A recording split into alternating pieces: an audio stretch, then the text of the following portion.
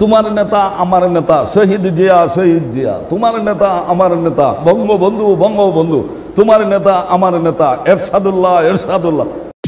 ওই আরেক বেটায় কয় বালা কাজ আমরা করতাম, মসজিদে আইয়া নামাজ পড়তাম, এটা কয় কাবলাল জুম্মা নাই, জুমার আগে কোনো সুন্নত নাই, কাবলাল জুম্মা নাই। কয়নি না কয় না? কোন হাদিসের মধ্যে বলে কাবলাল জুম্মা নাই? কাবলাল জুমা এগুলি ফালতু কথা, এর কোনো দলিল নাই।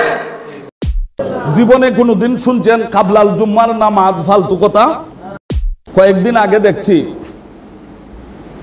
ওই মৌলানা একজন যে আড়াই গেছিল, হ্যাঁ আড়াইয়া গেছে গেল, হঠাৎ করে বাইরা লইল আড়াইয়া। এটা ওয়াজ কইরা না, ইসলামের কথা কইয়া না, বউর যন্ত্রণায় আড়াইয়া। এটা কি হয়েছে? বাইরা লইছে, গায়েব হইছে না, বাইরা লইছে, মানুষের নজরে আইছে। এটাই কয় আমাদের ভাই মোহাম্মদ বলেছেন। আমরা হচ্ছি রাসূল সাল্লাল্লাহু আলাইহি ওয়াসাল্লামের ভাই, আমাদের ভাইয়ের দ্বীনের জন্য আমরা কতটুকু করলাম? আরো জোরে বলেন। রাসূলকে এই ধরনের সম্বোধনে সম্বোধন করা যাবে? আপনারা বলুন, এই ধরনের সম্বোধনে সম্বোধন করা যাবে? আল্লাহর রাসূলকে সম্বোধন যদি করতেই হয়, সম্বোধন করা যাবে না এইভাবে। ও আমাদের পিতা, ও আমাদের ভাই, ও আমাদের চাচা, ও আমাদের মহাজ্ঞানী, না না, বলা যাবে না। আল্লাহ বলেছেন লা তাজআলু দুআ আর রাসূল কাদুআয়ে বা'দিকুম বা'দা। তোমাদের নিজেদের মধ্যকার প্রচলিত শব্দ, যে শব্দ দিয়া একজন আর একজনকে আহ্বান করো, এমন শব্দ আমার নবীর শানে ব্যবহার করো না। যদি করো, আমার নবীর শানে সুস্পষ্ট বেয়াদবি হয়ে যাবে। আর নবীজির শানে যদি নোকসান চলে আসে, নোকসানিয়ত আসে, শানে যদি সামান্যতম তনকিস চলে আসে, আনতাহবাতা আমালুকুম আনতুম লা তাশউরুন, তোমার মহা সম্পদ ঈমান হরণ হয়ে যাবে, বিচ্ছিন্ন তোমার থেকে হয়ে যাবে, ঈমান হারা হয়ে যাবে, তুমি টেরও পাবে না। জোরে বলেন সুবহানাল্লাহ। তাহলে বোঝা গেল নেতা কইয়া তখন যাইব নি মাথুর না কেন? হ্যাঁ, তোমার নেতা আমার নেতা, শহীদ জিয়া শহীদ জিয়া, তোমার নেতা আমার নেতা, বঙ্গবন্ধু বঙ্গবন্ধু, তোমার নেতা আমার নেতা, এরশাদুল্লাহ এরশাদুল্লাহ। আছে না? আল্লাহর রাসূলকে নেতা বলা যাবে? কেন বলা যাবে না? এটা নিজেদের মধ্যে প্রচলিত শব্দ। তোমাদের নিজেদের মধ্যে প্রচলিত শব্দ দিয়া আমার হাবিবকে ডেকো না, এটা বেয়াদবি হবে। আল্লাহর রাসূলের জন্য তাহাজ্জুদের নামাজ ওয়ার্ডার ছিল, আদেশ ছিল। আল্লাহর রাসূল ফরমান, আমারে যে নির্ধারণ করে নামাজ দেওয়া হয়েছে, আমি গভীর রজনীতে উঠে ওযু করে নামাজ পড়লাম। তার মানে কি পড়ছেন? কি নামাজ পড়ছেন বলেন তো? যে তাহাজ্জুদের নামাজ। হাত্তা ইস্তাকালতু ফাইজা আনা বিরাব্বি তাবারাকা ওয়া তাআলা ফি আহসানি সূরাতিন। নামাজ পড়ে আমার ঘুম চলে আসলো। নামাজ পড়াটা আমার কাছে ভারী লাগলো, ইস্তাকালতু আমার কাছে ভারী লাগলো, তার মানে আমার ঘুম চলে আসলো। আল্লাহর রাসূল সাল্লাল্লাহু আলাইহি ওয়াসাল্লাম যদি ইচ্ছা করতেন জাগ্গা থাকার জন্য, তাহলে রাসূলের ঘুম আসতো নি? বলুন, রাসূলের ঘুম আসতো নি? ইচ্ছা করলে তো রাসূলের ঘুম আসতো না। রাসূলের ঘুম যখন এসেছে, বোঝা গেল এটা আল্লাহর পক্ষ থেকেই। সুবহানাল্লাহ বলুন না?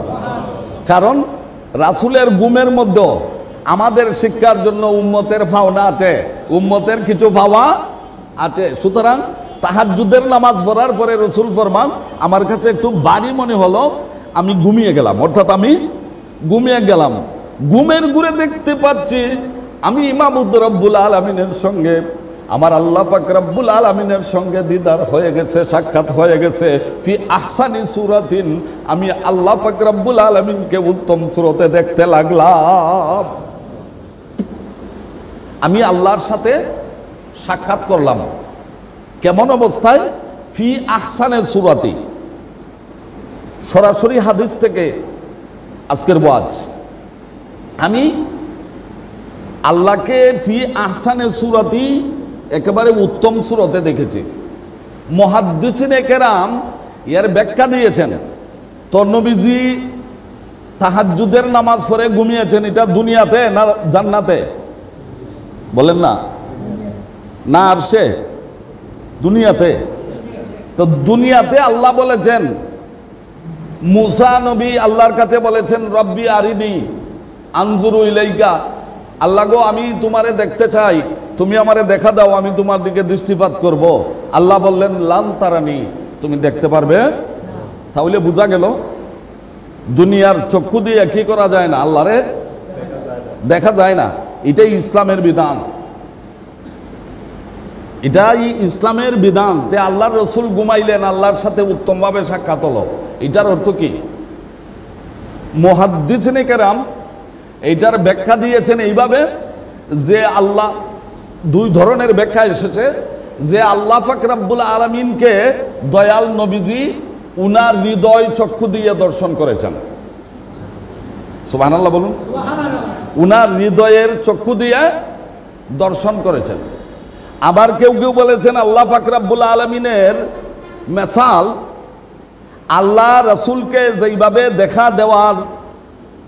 দেখা দিলে রসুলের দুনিয়ার এই চর্মচক্ষু আল্লাহর দর্শনটা সহ্য করতে পারবে, এই মুহূর্তে আল্লাহ পাক রব্বুল আলামিন তার হাবিবের সামনে এই রকম মেসালেই দেখা দিয়েছেন। বলেন সুবহানাল্লাহ। সুতরাং আল্লাহর রসুল আল্লাহর সাথে সাক্ষাৎ হয়েছে। আল্লাহ বলতেছেন, রসুল বলতেছেন ফি আহসানে সুরাতি, হাদিস এতটুকু, ফি আহসানে সুরাতি, উত্তম সুরতে আমি দেখেছি।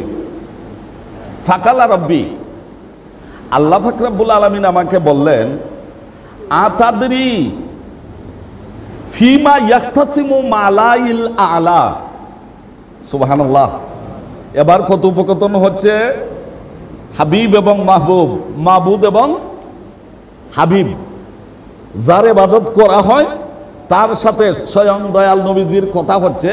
আল্লাহ জিজ্ঞাসা করতেছেন ইয়া মুহাম্মাদু, ডাক দিছেন কি কইয়া? খুব খেয়াল করবেন, ডাক দিছেন ইয়া মুহাম্মাদু। আমরা যদি কোরআনের দিকে তাকাই, 30 পারা কোরআনের 6666 আয়াতের মধ্যে একটা আয়াতেও ইয়া মুহাম্মাদু আসে নাই। সুবহানাল্লাহ বলুন। একটা আয়াতেও কি আসে নাই? ইয়া মুহাম্মাদু আসে নাই। আল্লাহ পাক রব্বুল আলামিন যদি নবীজিকে ডাক দিতে চাইছেন তাহলে বলেছেন ইয়া আইয়ুহাল মুজাম্মিলু। সুবহানাল্লাহ। ও কম্বলওয়ালা, রসুলে পাক সাহেবে লাওলা কম্বল গায়ে দিয়া ঘুমিয়ে আছেন, আল্লাহর কাছে সুন্দর লাগছে। আল্লাহ ডাক দিয়া বলতেছেন ও হে কম্বলওয়ালা, জোরে বলেন সুবহানাল্লাহ। ইয়া আইয়ুহাল মুদাসসিরু, আল্লাহর নবী ঘুমিয়ে আছেন চাদর গায়ে, আল্লাহ পাক তার হাবিবকে ডাকতেছেন ইয়া আইয়ুহাল মুদাসসিরু, ও চাদরওয়ালা। সুবহানাল্লাহ বলেন না। ইয়া মুহাম্মাদু বলে ডাক দেন নাই, কোথাও কোনো ডাক দেন নাই।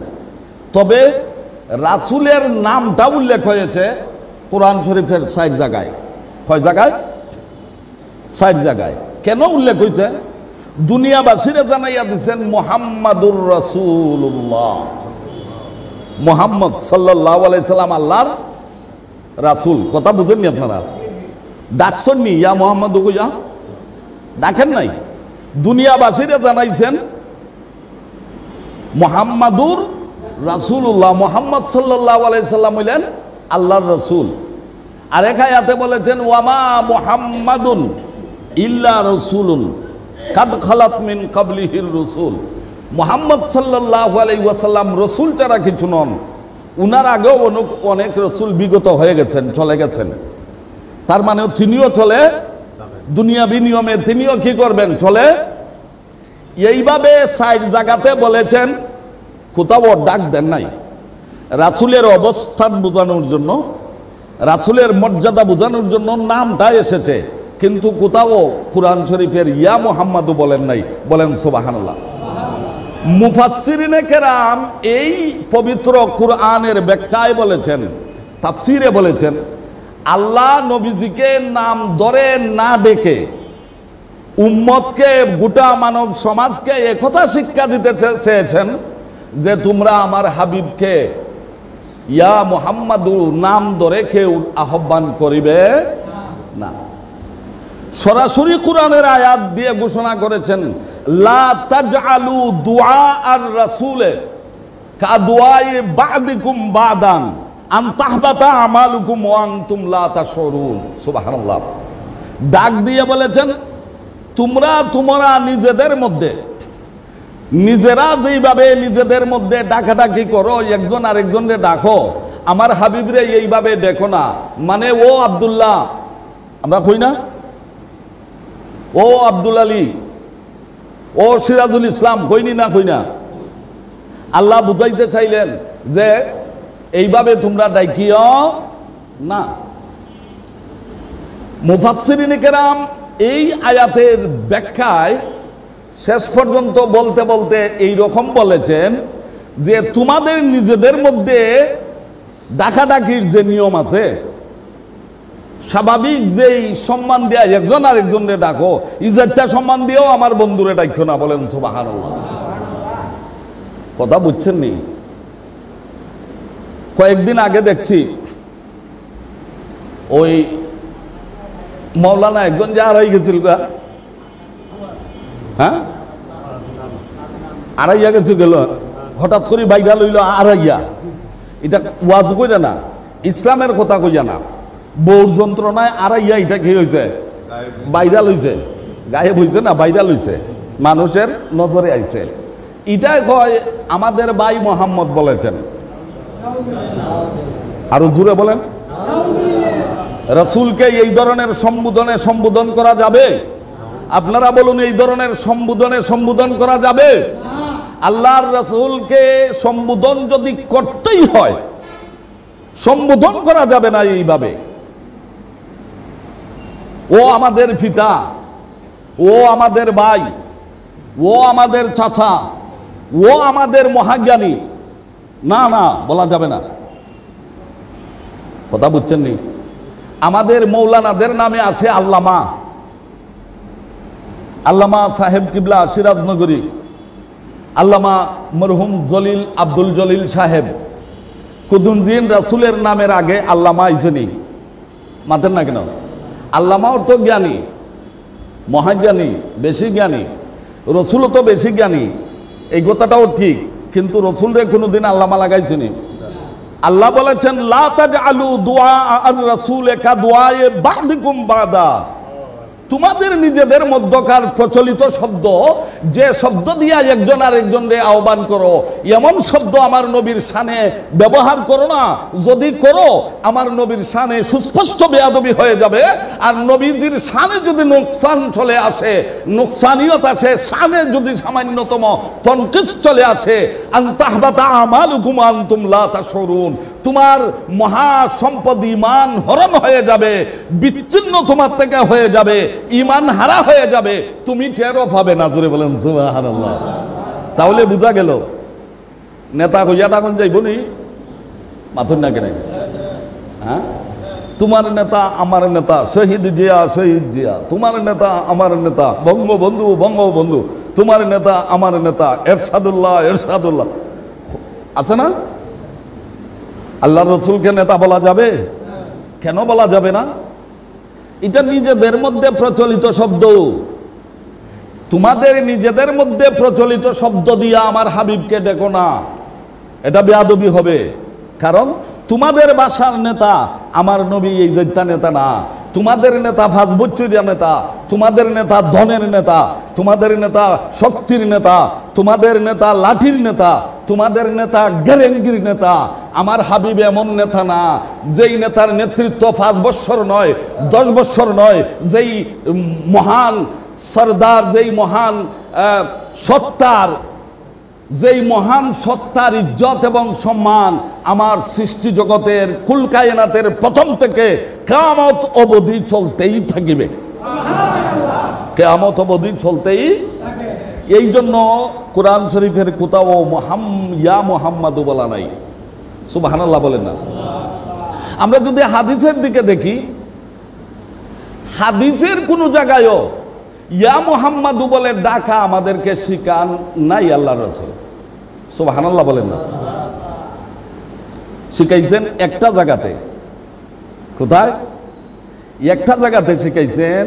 সেই জায়গাটা হইল একজন বন্ধ ব্যক্তি সাহাবী আল্লাহর রসুলের কাছে এসে বলে, ইয়া রাসূলুল্লাহ, আমাকে দোয়া করে দেন, আমার চক্ষুটা যেন ভালো করেন। আল্লাহ রসুল ফরমান, তুমি যদি সবুর করতে, ধৈর্য ধরতে, তাহলে আরো ভালো হইতো। এই লোক আবার বলতেছে, ইয়া রাসূলুল্লাহ, আমার চক্ষুটা ভালো হয়ে যাক, আমার জন্য দোয়া করেন। আল্লাহ রসুল বলেন, ওযু করে তুমি মসজিদে যাও, 2 রাকাত নামাজ পড়ো। নামাজ পড়ে তুমি আল্লাহর কাছে মুনাজাতে বলো, আল্লাহুম্মা ইন্নী আতাওয়াজ্জাহু ইলাইকা বিনাবিয়িকা মুহাম্মাদিন সাল্লাল্লাহু আলাইহি ওয়াসাল্লাম। তুমি বলো যে আল্লাহ, আমি তোমার দিকে অভিমুখী হইলাম তোমার নবীরে মাধ্যম বানাইয়া। এরপরে তুমি বলো, ইয়া মুহাম্মাদু, ইয়া মুহাম্মাদু ইন্নী আতাওয়াজ্জাহু ইলাল্লাহি বিকা। ও রাসূল, ওগো মুহাম্মদ, আমি আপনার মাধ্যমে আল্লাহর দিকে অভিমুখী হয়েছি, সুতরাং আপনি আমার জন্য সওয়াল করুন। এরপরে আপনি বলেন, ফাশাফিহু ফিয়া, ও আল্লাহ, তোমার হাবিবের সুপারিশে আমার এই হাজতটা তুমি পূরণ করে দাও। মুহাদ্দিসিনে কেরাম বলেন, আল্লাহর রসুল ওই অন্ধ সাহাবীরে এই দোয়াটা শিখাইয়া দিচ্ছেন। উনি গিয়া এইভাবে দোয়া করে আল্লাহকে বলতেছেন, আমি মুহাম্মদ তোমার হাবিবের মাধ্যমে তোমার কাছে অভিমুখী হইলাম, আমার এই হাজতটা, মানে চক্ষু বালা হইয়া যাওয়ার হাজতটা, তোমার হাবিবের সুপারিশে তুমি আমার এই হাজতটা পূরণ করে দাও। ফাতুকুদা সারিয়ান, আল্লাহ পাক রব্বুল আলামিন ওই অন্ধ ব্যক্তিরে তাড়াতাড়ি করে ওনার চক্ষু নিরাময় করে দিলেন। চক্ষু কি করে দিলেন? কিন্তু মুহাদ্দিসিনে কেরাম বলেন, তুমি তারপরেও ইয়া মুহাম্মাদু বলো না, ইয়া রাসূলুল্লাহ বলল। তারপরে কি বলল? ইয়া রাসূলুল্লাহ বলল। তাহলে হাদিসের মধ্যে যে আইলো ইয়া মুহাম্মাদু, হাদিসের মধ্যে ইয়া মুহাম্মাদু আইছে, এইটাকে বলল অন্ধ ব্যক্তি এবং রসুলের মধ্যে মুআমেলা ছিল। এটা উম্মতকে শেখানোর জন্য নয়। জুড়ে বলেন সুবহানাল্লাহ। এটা স্পেশাল, এই অন্ধ ব্যক্তিকে আল্লাহর রসুল এইভাবে শিক্ষা দিয়েছিলেন। এই জন্য রসুলকে সচরাচর ডাকার পদ্ধতিতে ডাকা যাবে কাদুআই বাদিকুম বাদা। সুবহানাল্লাহ বলুন না? এবার আসুন, আল্লাহ এই জায়গার মধ্যে ইয়া মুহাম্মাদু কেন বললেন? এটা হাদিসে কুদসির ভাষা, এই হাদিস চলে এসেছে। আল্লাহ বললেন, ইয়া মুহাম্মাদু আতাদরি, তুমি কি জানো মাজা তাকতাসি ইয়াকতাসিমু ফি মালাইল আলা, ঊর্ধ্ব জগতে ফেরেশতারা কি নিয়া তাড়াহুড়া করেন, ঝগড়া করেন। সুবহানাল্লাহ বলেন না? কি নিয়া ঝগড়া বিবাদ করেন? ঝগড়া বিবাদ বলতে, ঝগড়া বিবাদ ওই লাঠি কুছার ঝগড়া বিবাদ না। আপনি আগে যাইতা না, তাই না আগে যাইতা, ফেরেশতারাই এরকম একটা সিচুয়েশন তৈরি করেন। আল্লাহ বলেন, আপনি কি জানেন? আল্লাহর রসুল ফরমান, লা আদরি, আমি জানি না। আল্লাহ রসুল বলতেছেন, আমি জানি না। রসুল জানেন না? মাতুর না কেন? রসুল জানেন না? জানেন, কিন্তু আল্লাহর সামনে রসুল, আল্লাহর সামনে রসুল জানেন না। এটা একটা শিক্ষা। জোরে কন্যা সুবহানাল্লাহ। এটা একটা শিক্ষা। আল্লাহর ছাত্র দয়াল নবীজি, আল্লাহ বলতে চাইতেছেন, তুমি কি জানো ঊর্ধ্ব জগতে কি নিয়ে ঠেলাঠেলি হয়, ঝগড়া বিবাদ হয়? আল্লাহ রসুল ফরমান, লা আদরি। এখান দ্বারা দুইটা জিনিস আমরা শিখতে পাই, যে সম্মানিত কারো সামনে যদি আমি বসি, আমার জ্ঞান বেশি হইল, জ্ঞান থাকলেও সম্মানিত জনের সামনে তাড়াহুড়া কইরা প্রকাশ করতে বলেন না সুবহানাল্লাহ। এটা রসুলের শিক্ষা। তো রসুল ফরমান, লা আদরি, আমি জানি না। এটার এও ব্যাখ্যা হতে পারে যে আল্লাহর রসুলকে আল্লাহ যখন জিজ্ঞাসা করতেছেন তখন জানেন না, আল্লাহর সামনে তখনও তিনি জানেন না। হাদিসের পরবর্তী ভাষা হলো, আল্লাহ ডাকতেছেন, ইয়া মুহাম্মাদু, আমি কইলাম লাব্বাইকা রাব্বি, ও আমার প্রভু, আমি আপনার দরবারে হাজির। আল্লাহ বললেন, তুমি কি জানো ঊর্ধ্ব জগতে কি নিয়ে ঝগড়া ফেবাদ হচ্ছে? আল্লাহর রসুল ফরমান লা আদরি সুম্মা ওয়াদাআম সুম্মা সুবহানাল্লাহ। এইভাবে 3 বার বললেন। কয়বার বললেন? আল্লাহ এইভাবে কয়বার বললেন? 3 বার বললেন। তুমি কি জানো? রসুল বললেন লা। ফারাআইতুহু ওয়াদাআ কাফাহু বাইনা কাতিফাইয়া। এরপরে দেখলাম আল্লাহ পাক রব্বুল আলামিন আল্লাহর কুদরতি হাত আমার 2 ডানার মধ্যে, অর্থাৎ এই জায়গার মধ্যে রাখলেন। দেখছেন এই জায়গাটা? এই জায়গা মেরুদণ্ডের একেবারে এই জায়গার মধ্যে রাখলেন। বাইনা কাতিফাইয়া, আমার এই জায়গার মধ্যে রাখলেন, 2 বাজুর একেবারে মধ্যে। হাত্তা ওয়াজাত্তু বারদা আনামিলিহি বাইনা সাদিয়াইয়া। আল্লাহর কুদরতি দস্তে মুবারক আমার এই জায়গায় যে রাখছেন, আল্লাহর আঙ্গুল মুবারকের কুদরতি আঙ্গুলের যে শীতলতা আছে আমি আমার কলবের মধ্যে অনুভব করলাম। আমার কলবের মধ্যে অনুভব করলাম। ফাতাজাল্লা লি কুল্লা শাইইন ওয়া আরাফতু।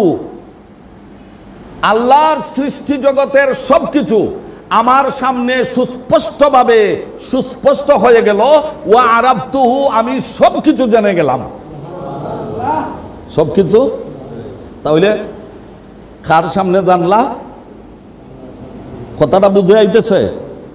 হাত, আল্লাহর কুদরতি হাত দেখেন। আবার এখন তো আবার একদল বাইরিছে ইউটিউবের মধ্যে বইয়া হয় আল্লাহর হাত আছে, নাইলে হাতের কথা কইছেন কেন? আছে না এরকম? আল্লাহর হাত আছে, ভাও আছে, চেহারাও আছে, এই জন্য হাদিসে হাতের কথা আইছে। আসলে কি এই হাত দ্বারা হাত না আল্লাহর রহমত, আল্লাহর হেফাজত, আল্লাহর কুদরত, আল্লাহর কুদরত, আল্লাহর হেফাজত, আল্লাহর রহমত এখানে রাখলেন। দয়াল নবীজি ফরমান সৃষ্টি জগতের সবকিছু আমার কাছে উন্মোচিত হয়ে গেল। ফাআরাফতুহু, আমি সবকিছু জেনে গেলাম। আমি সবকিছু। এবার আমি জিজ্ঞাসা করি, আমাদের দেশে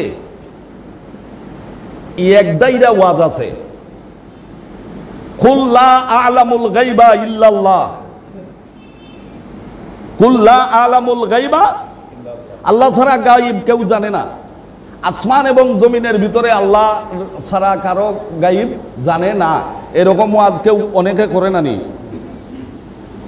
কিন্তু আল্লাহ রসুল যে বললেন ফা আরিফতুহু, আল্লাহর সৃষ্টি জগতের সবকিছু আমার সামনে সুস্পষ্ট হয়ে গেল, আমি সবকিছু জেনে গেলাম। তাহলে এই জানানিটা কেটাই জানাইছেন? জুড়ে কন্যা এই জানানিটা কেটাই জানাইছেন? জানানির একবারে সুস্পষ্ট নিদর্শন হইল আল্লাহর কুদরতি দস্তে মুবারক দয়াল নবীজির 2 বাজুর 2 ডানার মধ্য জায়গার মধ্যে রাখছেন। আর দুনিয়া উনার কাছে সৃষ্টি জগৎ সব প্রকাশিত হয়ে গেছে। তাহলে বোঝা গেল আল্লাহকে, আল্লাহর রসুলকে কে শিক্ষা দিয়েছেন? জুড়ে কন্যা কে শিক্ষা দিয়েছেন? তে আল্লাহ যদি শিক্ষা দিয়ে থাকেন কোনো কিছু বাকি থাকতে পারেনি। হ্যাঁ, আমরার জন্য আল্লাহর রসুলের শিক্ষা সবই গায়েব। আমাদের কাছে যা বলেছেন কিয়ামতের ব্যাপারে, আল্লাহর ব্যাপারে, আখিরাতের ব্যাপারে, জান্নাতের ব্যাপারে, আগামীতে যে সমস্ত হবুতব্য ঘটনা এই ব্যাপারে যা বলেছেন সবই গায়েব। সুতরাং বেজাল তো আর থাকে না। এই বাড়াবাড়ি যদি আমরা না করি এইভাবে যে গায়েব বলতে আমরা রসুল নিজে নিজে গায়েব জানেন, এই কথা তো কোনোদিন বলি নাই। নাকি আপনারা বলেন? রসুল কি নিজে নিজে গায়েব জানেন না আল্লাহ জানাইছেন? আল্লাহ জানাইছেন। আল্লাহ তো আল্লাহ জানাইছেন, রসুল গায়েব জানছেন। আর কোনো অসুবিধা আছে? তাহলে আসমান জমিনে আল্লাহ ছাড়া কেউ গায়েব জানে না, এটার অর্থ কি? কি হবে? আসমান জমিনে গায়েবের সম্পূর্ণ মালিকানা আল্লাহ ছাড়া আর কারো নাই। আল্লাহ ছাড়া আর কারো নাই। সুম্মা ইয়াজতাবি মির রুসুলিহি মাইয়াশা। কুরআনের আয়াত হইল আল্লাহর রসুলের মধ্যে যাদেরকে আল্লাহ মনোনীত করেন তাদেরকে গায়েবের ইলম দান করেন। বেজাল তাকে নিয়ে আর আপনি যদি সরাসরি বলেন নবীজি নিজে নিজে গায়েব জানেন, শিরিক হবে। কি হবে? এটা আমরা বলি যে তুমি কেন ফতোয়া দেও, এক দাইরা ওয়াজ করো কেন? কুরআন শরীফে আছে আল্লাহ ছাড়া গায়েব জানে না, আর এক আয়াতে আছে রসুলদের মধ্যে যাদেরকে মনোনীত করছেন তাদেরকে দান করছেন। তাহলে আয়াত দুইটারে মিল দিতে হইব না? কোরআনের এক আয়াত মানবেন আর এক আয়াত মানবেন না, এইটা কি কোরআন মানা হবে? তাহলে হইল কি, যে আয়াতে বলছেন আল্লাহ ছাড়া কেউ গায়েব জানেন না, আসমান জমিনের গায়েবানা সমস্ত মালিকানা হইল আল্লাহর, আর রসুল আল্লাহর পক্ষ থেকে আল্লাহর দান, আল্লাহর আথাই ইলিমের কি হয়েছেন অধিকারী হইয়া আল্লাহর রসুল আমাদেরকে গায়েবের খবর জানাইছেন। বলেন আলহামদুলিল্লাহ। বেদাল তো এখানেই শেষ, তার ফতোয়া দেওয়ান লাগেনি। বেদাল তো এখানেই শেষ, তো আর ফতোয়া দেওয়ান লাগে না। এই জন্য জানলে অনেক জিনিসই কি হয়ে যায়, সহজ হয়ে যায়। এবার দেখুন এই হাদিসে কি বলে, আগে কইলা লা আদরি আমি জানি না, আগে কইলা কি লা আদরি আমি জানি না। এবার আল্লাহ ওই যে হাত মুবারক, দস্তে মুবারক রাখছেন, কুদরতি হেফাজত রহমত বরকত দয়াল নবীজির এখানে রাখছেন, দয়াল নবীজির কাছে সবকিছু উন্মোচিত হয়ে গেছে।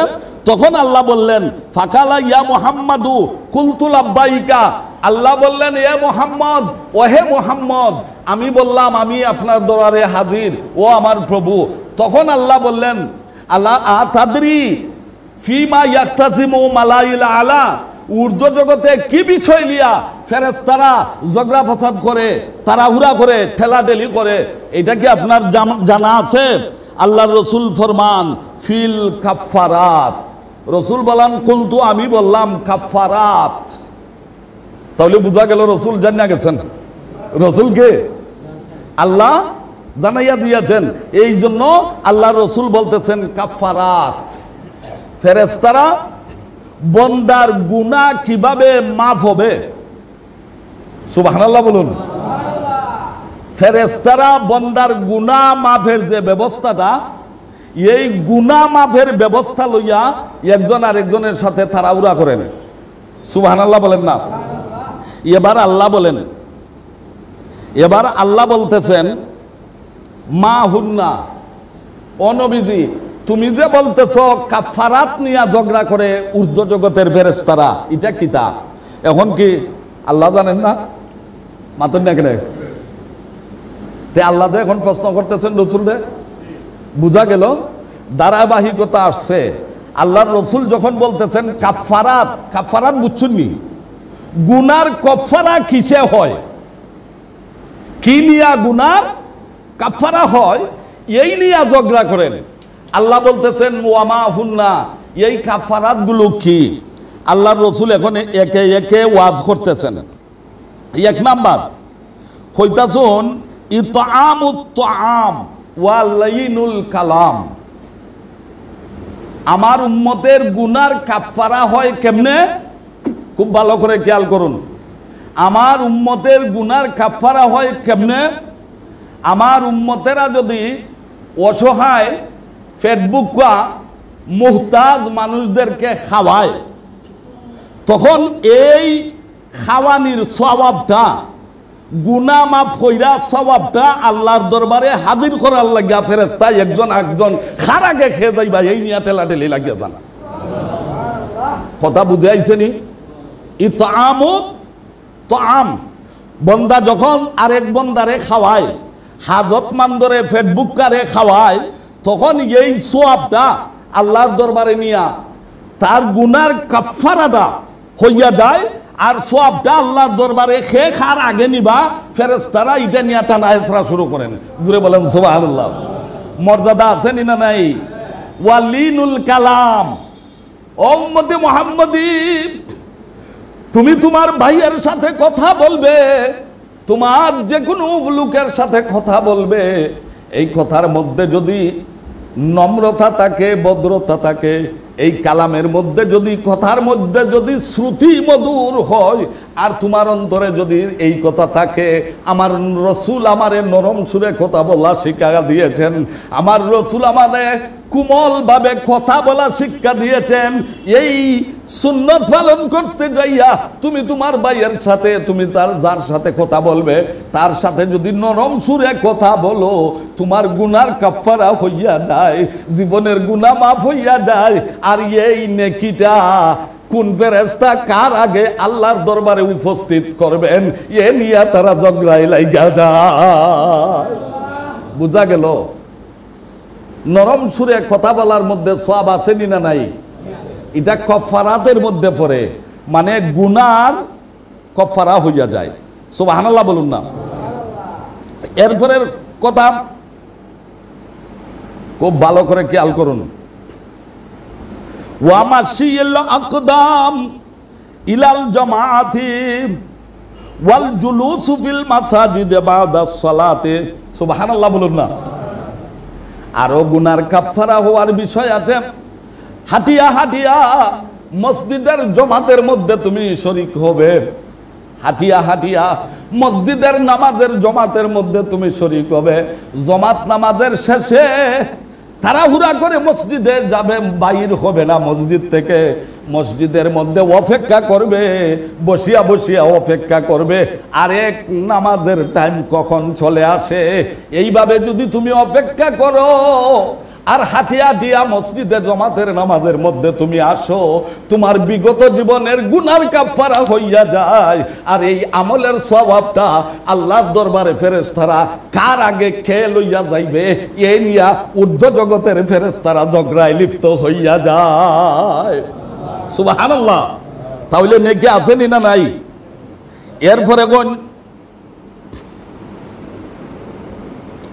এরপরে বলতেছেন ওয়াইসবাগুল উযু আলাল মাকরুহাত ওয়াইসবাগুল উযু ফিল মাকরুহাত। কষ্ট হইলেও, শীতের সময় কষ্ট হয় না নি ওযু করতে? মাতন না কেন? শীতের সময় ওযু করতে কষ্ট হয় না নি?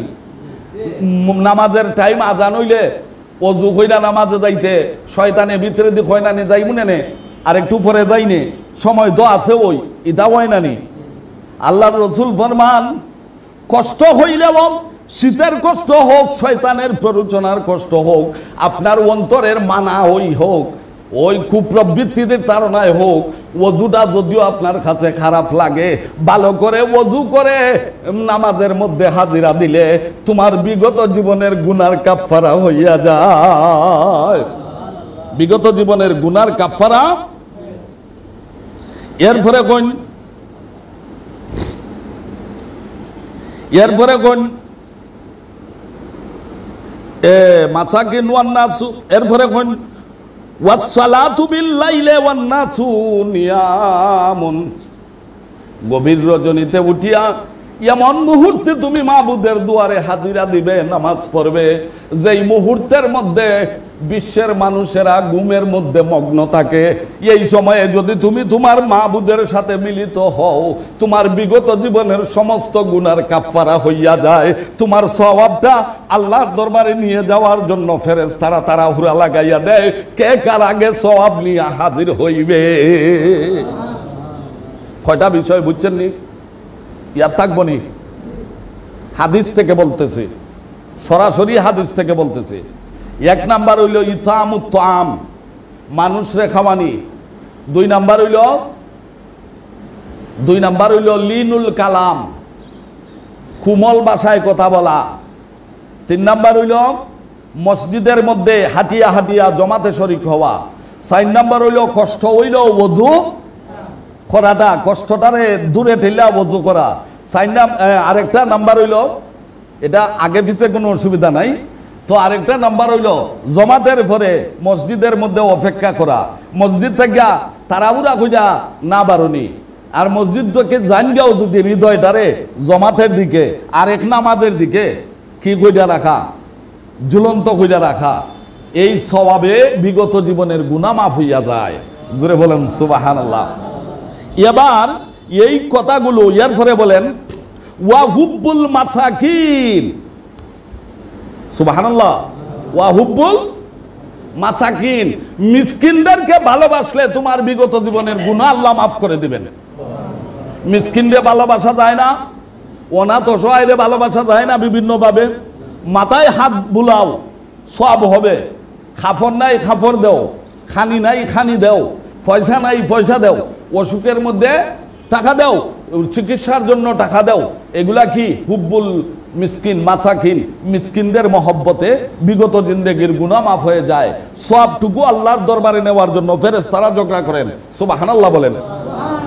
এবার আল্লাহ ফারাক রাব্বুল আলামিন ফরমান, কাল আল্লাহ বলেন, সাল ও নবী, তুমি তো তোমার উম্মতের কাফারার কথা তুমি বললা ফেললে, কি দিয়া তাদের গুনাহ মাফ হবে? এবার তুমি আমি আল্লাহর কাছে কি চাইবে চাও। রসুল যেটা চাইছেন এটা আমরা লাগি চাওয়া ভালো হইব না। আল্লাহ এখন চাও, তুমি চাও। কুলতু, আল্লাহর রসুল ফরমান, আমি আল্লাহরে কইলাম, আল্লাহুম্মা ইন্নী আসআলুকা ফাইলাল খাইরাত, ও আল্লাহ আমি তোমার কাছে ভালো কাজের সওয়াল করি, আমি যেন ভালো কাজ করতাম পারি এই তৌফিক আমারে দাও। ওয়া তারকুল মুনকারাত, খারাপ কাজ যেন আমি ছাইরা দিতে পারি এইটা তুমি আমারে দান করো। ওয়া হুব্বুল মাসাকিন, মিসকিনদেরকে যেন ভালোবাসতে পারি। কালা ওয়া ইন তাগফিরলি ওয়া তারহামনি, তুমি যদি আমারে মাফ করো, আমারে রহম করো, তাহলে এই কাজগুলা করো। কিতা কিতা? আল্লাহ তুমি যদি আমারে মাফ করো, আমার উপরে রহম করো, তাহলে তুমি আমারে বালা কাজের তৌফিক দাও, সুযোগ দাও।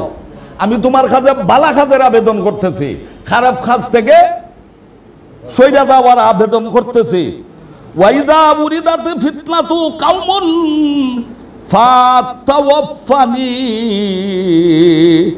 ফাতাওয়াফানি গায়রা মাফতুন। ওগো আল্লাহ, জমিনের মধ্যে যদি ফিতনা ফসাদের শুরু হইয়া যায়, ফিতনা শুরু হইয়া যায়, এই ফিতনার মধ্যে আমারে না ফেলাইয়া তুমি আমারে ফিতনা বিহীন অবস্থায় এই দুনিয়া থেকে উঠাইয়া নেও। ফিতনার মধ্যে ফেলাইও না, না ফেলাইয়া ওই উঠাইয়া নেও। এই দোয়াগুলা আমি করলাম। আর একটা দোয়া করলাম, ওয়া হুব্বু আমালিন ইয়াকরাবু ইলা হুব্বিহি, ও আল্লাহ আমারে তুমি এমন আমল করার তৌফিক দাও, আসালুকা হুব্বুন ওয়া হুব্বু মা ইউহিব্বুকা, যে তোমারে ভালোবাসে আমি যেন তারে ভালোবাসতে পারি। যেই আমল করলে তোমার ভালোবাসা হবে ওই আমল যেন আমি করতে পারি। তাহলে যে তোমারে ভালোবাসে, আল্লাহর বেশি ভালোবাসেন কে?